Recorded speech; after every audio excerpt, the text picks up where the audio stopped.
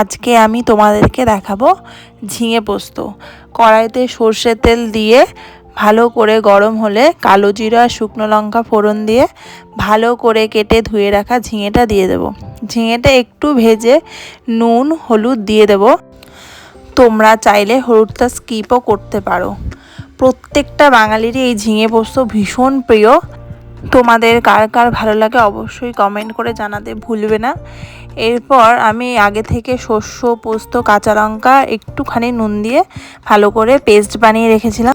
ওই পেস্টটা দিয়ে হালকা একটু ভেজে গরম জল দিয়ে দেবো। মনে রাখবে এই রান্নাটা কিন্তু একদম গামাখা গামাখা হবে, একদম ঝোল থাকবে না।